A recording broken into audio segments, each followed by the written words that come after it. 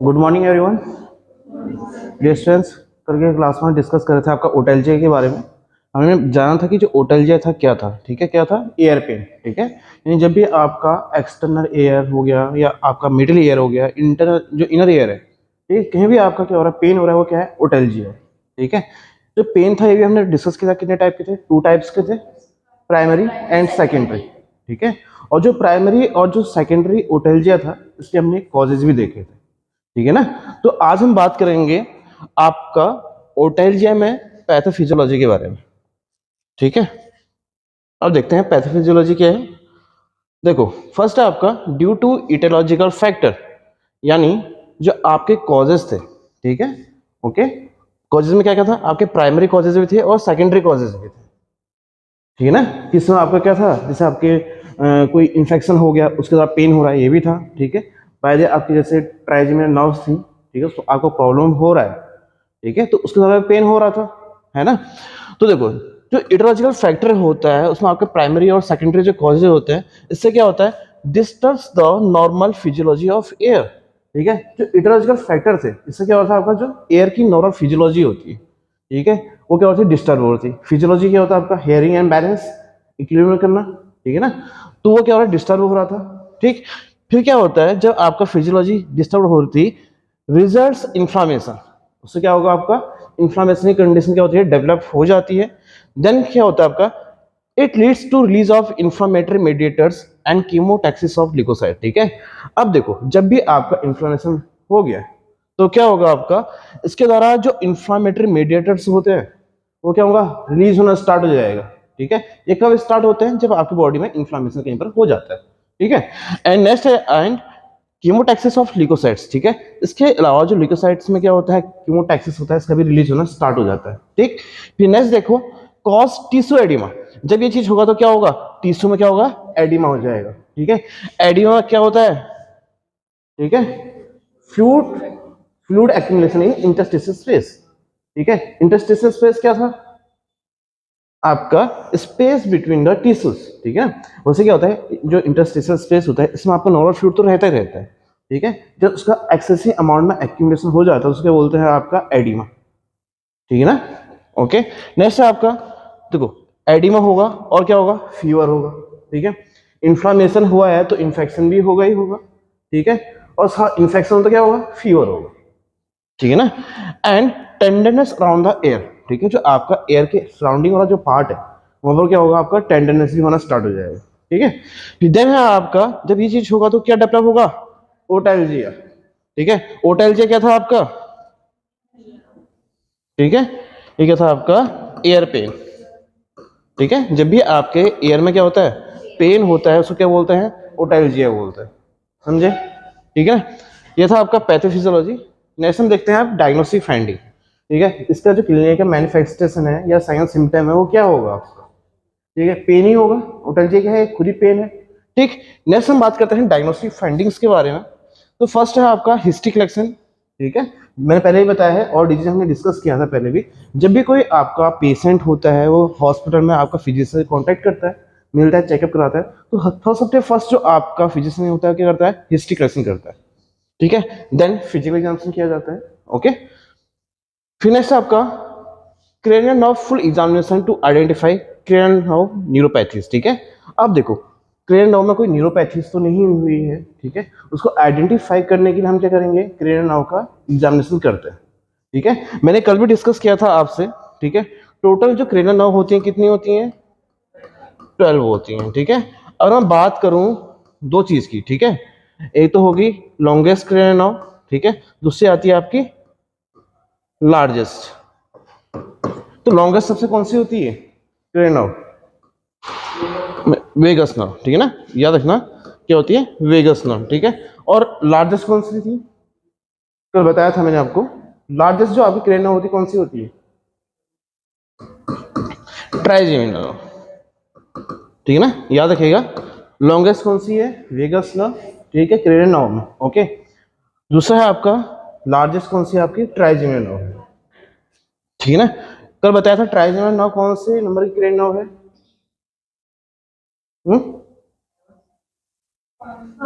5th number की है, ठीक है। और जो वेगस नर्व है 10th नंबर की क्रेनियल नर्व है। ओके ओके, नेक्स्ट देखते हैं आपका डेंटल, जो आपका नेक्स्ट एग्जामिनेशन है वो क्या कहेंगे आपका, dental inspection for caries absent dentins and malocclusion. ठीक है, अब इसके अलावा जो हमारा टीथ होता है, ठीक है, तो बाय द किसके टीथ में हमारा पेन होता है या आपके कैरीज हो रही हैं, ठीक, उसको माल ओक्लूजन हो रहा है, ठीक है, उसके द्वारा भी क्या होता है आपका एयर पेन डेवलप होता है। ठीक है ना, वो हमने देखा था पहले, कल भी डिस्कस कर लिया था। ठीक, तो डेंटल इंस्पेक्शन करना भी जरूरी है।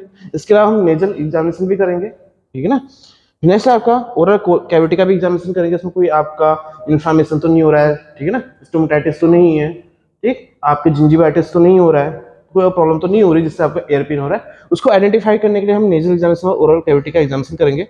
नेक्स्ट आपका टेम्पोरो मैंडिबुलर जॉइंट एग्जामिनेशन। ठीक है, यानी जो टेम्पोरल और जो मैंडिबुलर का जो जॉइंट होता है, ठीक है, उसका भी एग्जामिनेशन प्रॉपर्ली करेंगे। ठीक है, नेक्स्ट है आपका हेड का एग्जामिनेशन भी हम करेंगे। ठीक, हम जब देखा था ना कल हमने प्राइमरी और सेकेंडरी जो आपका ओटेल्जिया था, प्राइमरी क्या था, जैसे आपकी बॉडी में कोई प्रॉब्लम हो रही है, इन्फेक्शन की कंडीशन हो रही है, उसका पेन हो रहा है, वो क्या आपका प्राइमरी। सेकेंडरी में क्या था, जो आपके सराउंडिंग के जो एरिया थे, जैसे आपका आई, ईयर, नोज, ठीक है ना, थ्रोट हो गया, इनमें जो कोई प्रॉब्लम आ रही थी उसके थ्रू जो आपका पेन हो रहा था ईयर में, वो क्या था आपका सेकेंडरी। ठीक है ना, तो याद रखना, तो हम क्या करेंगे, सब चीज करेंगे, नेजल एग्जामिनेशन भी करेंगे, ओरल एग्जामिनेशन भी करेंगे, टेम्पोरो मैंडिबुलर जो आपका जॉइंट है उसका भी एग्जामिनेशन करेंगे। ठीक है ना, एंड हेड एग्जामिनेशन भी हम केस में करेंगे। ठीक है, फिर इसके अलावा नेक का एग्जामिनेशन मैंने कल भी बताया, जो हमारा सर्वाइकल जो वर्टिब्रा होती है, बैलेंस में कोई प्रॉब्लम आती है, ठीक है ना, जैसे कि आपको किसी अर्थराइटिस वाले जो पेशेंट होते हैं, ऑस्टियोआर्थराइटिस वाले होते हैं, तो उसमें क्या होता है, जो बोन होता है उसका ज़्यादा डिस्ट्रक्शन होना स्टार्ट होता है, डैमेज होना स्टार्ट हो जाता है, जिससे आपका पेन होना भी स्टार्ट हो जाता है। ठीक है ना, ओके।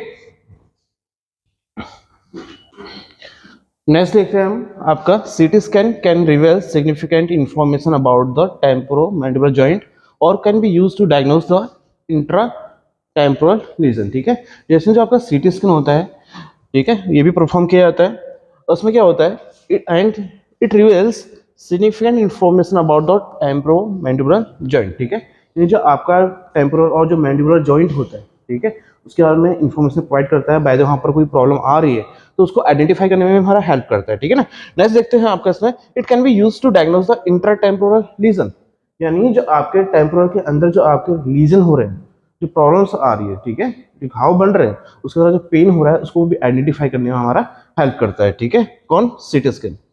नेक्स्ट है आपका MRI may be necessary to define a cerebello pontine angle और अदर इंट्राक्रैनियल ट्यूमर्स। ठीक है, और इसके अलावा जो एमआरआई होता है ये भी हमारा इंपॉर्टेंट होता है इस चीज़ के लिए। ये हमारा क्या होता है, जो सेरिबेलो पोंटाइन एंगल होता है और जो हमारा इंट्राक्रैनियल जो ट्यूमर्स होता है, ठीक है, उसको आइडेंटिफाई करने में हमारा हेल्प करता है।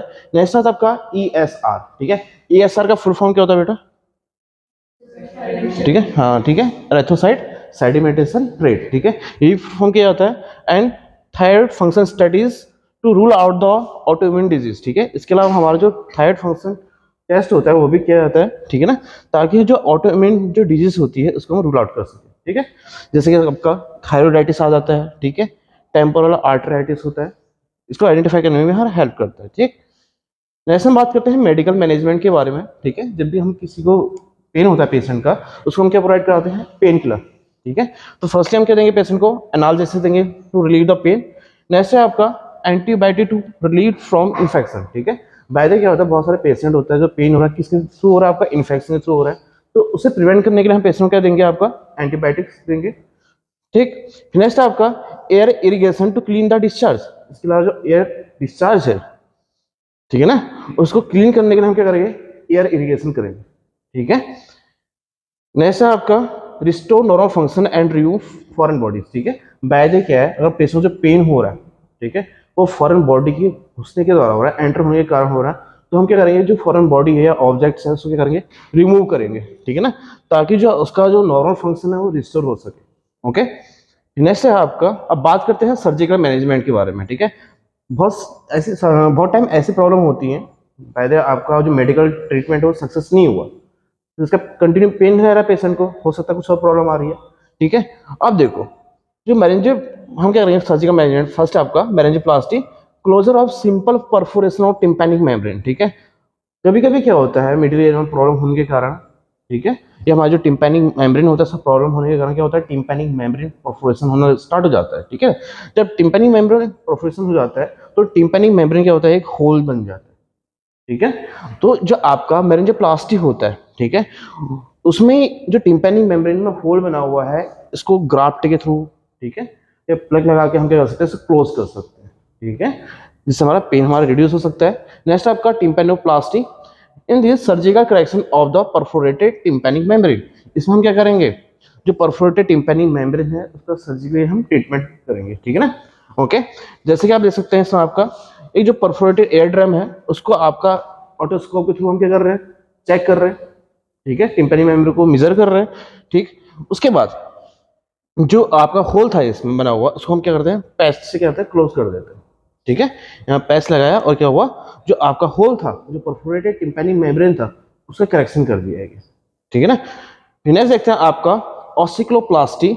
ठीक है, अब देखो जो ऑसिक्लोप्लास्टी होता है, इसमें क्या होता है आपका ऑसिकुलर रिकंस्ट्रक्शन। ठीक है, ऑसिकुलर मतलब क्या हो गया आपका, एयरबोन। ठीक है, कितने होती हैं, 6 होते हैं टोटल। ठीक है, 3 एयर में, 3 वाले एयर में। ठीक है, मैलस इंकस स्टेपिस।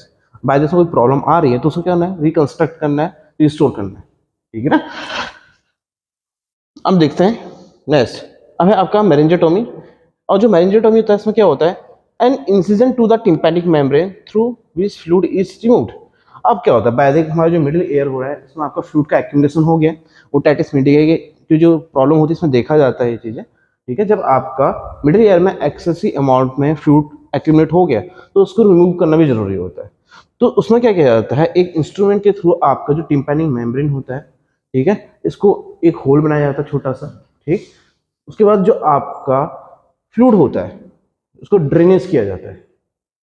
ठीक, और उसके बाद जो आपका टिम्पैनिक मेम्ब्रेन में जो होल बना हुआ उसको भी क्लोज कर देता है। ठीक है, नेक्स्ट बात करते हैं नर्सिंग रिस्पॉन्सिबिलिटी के बारे में।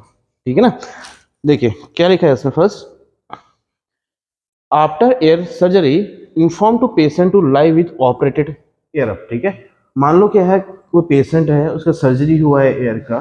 ठीक है, तो उसका जो ऑपरेटेड एयर है, यानी जिसका ऑपरेशन हुआ है, उस साइड उसको उस साइड से सोना नहीं है बेड में। ठीक है ना, उसको हमेशा अप साइड में रखना है। ठीक है, क्योंकि बारिश में क्या हुआ, कंप्रेशन पड़ेगा तो क्या होगा, और ज्यादा प्रॉब्लम होगी, पेन होगा। ठीक, जैसा आपका inform the patient should blow the nose gently one side at a time if necessary। ठीक है, अब कभी भी जो पेशेंट होता है उसको नोज ब्लो करने के लिए हमेशा मना करना है। ठीक है, अब ज्यादा जरूरी है करना होगा। ठीक है, मान लो क्या म्यूकस नोज में ज्यादा एक्यूमुलेट हो गया, नोज ब्लो करना है उसको। ठीक है, तो उसको बोलना है आराम से करना है। ठीक है, जब फोर्सफुली नहीं करना है, वही तब करना है जब बहुत ज्यादा नीड है। ठीक है ना, वैसे नहीं करना है। नोज ब्लो करेगा तो क्या होगा, हमारा जो प्रेशर है वो हमारा एयर का उसमें चेंजेस आएंगे और पेन होना भी स्टार्ट हो जाएगा। ठीक है, तो हो सकता है फर्दर हमारे कॉम्प्लिकेशन भी देखने को मिल सके। ठीक, नेक्स्ट आपका पेशेंट शुड स्नीज और cough with the open mouth for 1 week after surgery. ठीक है, अब मान लो क्या है, पेशेंट की क्या हो रही है, सर्जरी हो गई है। ठीक है, उसको क्या बोलना है, स्नीज और कफ, जो मान लो खांसी आ रही है, ठीक है, स्नीजिंग छींका आ रही है उसको, तो उसको करना है माउथ ओपन करके करना है। बहुत सारे लोग क्या करते हैं, माउथ क्लोज करके भी करते हैं ताकि सॉफ्ट ना कर सके। ठीक है ना, तो हमेशा माउथ ओपन करके करना है। नेक्स्ट आपका पार्टिसिपेशन इन वाटर स्पोर्ट्स और एक्टिविटीज इज प्रोहिबिटेड। ठीक है, मान लो क्या है, बहुत सारे जो वाटर स्पोर्ट्स होते हैं, स्विमिंग वगैरह होती है, तो इसको पेशेंट को मना करना है कुछ टाइम के लिए। ठीक है, मान लो इसका ऑपरेशन हुआ है, ऑपरेट हुआ है, उसके बाद इस चीज को परफॉर्म नहीं करना है। हमारा वाटर एंटर होगा तो क्या होगा, और कॉम्प्लिकेशन भी देखने को मिल सकती हैं। ठीक है, और बाय द वे कोई स्पोर्ट्स अदर एक्टिविटी होती है उसको में भी परफॉर्म करने के लिए मना करना है पेशेंट को। ठीक, जैसा आपका avoid physical activity for 1 week, exercise और स्पोर्ट्स फॉर 3 वीक्स। ठीक है ना, अब क्या बोला है, ये तो फिजिकल एक्टिविटी हमको क्या करनी है, अवॉइड करनी है 1 वीक के लिए। ठीक है, उसके बोला है एंड एक्सरसाइज और स्पोर्ट्स फॉर 3 वीक्स। ठीक है, जो एक्सरसाइज और स्पोर्ट्स एक्टिविटी है इसको 3 वीक के लिए क्या करना है, अवॉइड करना है पेशेंट को। ठीक, नेक्स्ट है आपका अवॉइड हैवी वेट लिफ्टिंग। बहुत सारे स्टूडेंट क्या होते हैं, आप लोग जिम भी जाते हैं, और बहुत सारे मान लो क्या है, कोई पेशेंट हो आपका जिम ज़्यादा जाता था, ठीक है ना, या घर के काम ज़्यादा करते हैं। ठीक, तो हैवी वेट नहीं उठाना है, इसके लिए भी उसको करना है, इंक्रीज करना है। ठीक है, जैसे आपका change the cotton ball in every day. क्या बोला है, change the cotton ball in the air daily, ये जो आपका कॉटन बॉल्स होते हैं, कॉटन सैब हमारे होते हैं, एयर को प्लग करने के लिए लगाया जाता है, ठीक है। उसको आपको क्या करना है, डेली हमारा क्या करना है, चेंज करना है, ताकि इन्फेक्शन की कंडीशन डेवलप ना हो। ओके, ठीक है स्टूडेंट्स, ये वाली क्लास में इतना ही, बाकी हम नेक्स्ट क्लास में डिस्कस करेंगे, ठीक है। Okay, thank you.